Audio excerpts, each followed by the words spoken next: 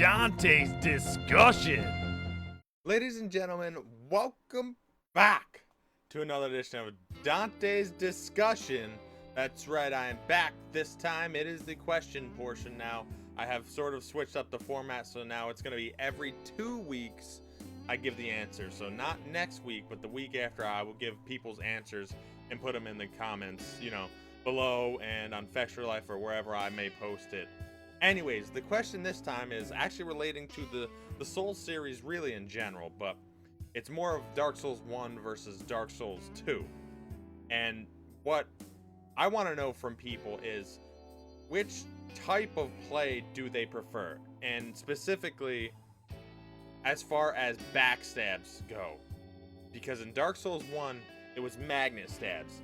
As soon as you got to that point where you were able to backstab, if you press the right bumper, that was it. You magneted, you stabbed them, they were down.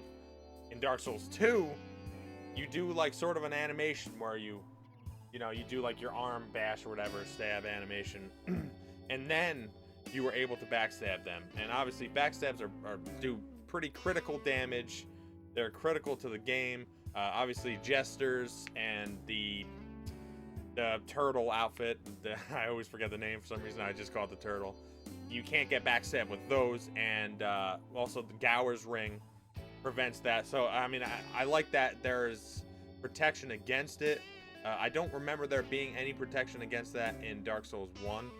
So at least Dark Souls 2, even though they made the system as far as I would consider better, they also allowed you to combat it with the rings or armor, which I think is cool.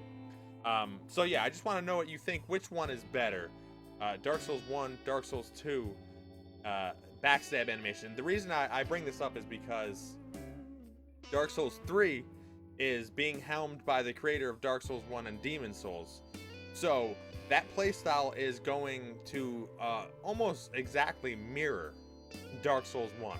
And by what I've seen and what I've read and heard, Dark Souls 3 is going to have similar parries and backstabs of Dark Souls 1 and not Dark Souls 2. They won't be reverting back to Dark Souls 2 where you have the animation first. And I just want to know what people think about that. I know specifically in Dark Souls 1, there was a lot of problems with magnet backstabs. You'd get up, backstab, and then like you can chain backstab people to death, and that was a huge problem. And I know like a lot of times people just walk around you, get to your side point, and then backstab you, magnet stab you with ease.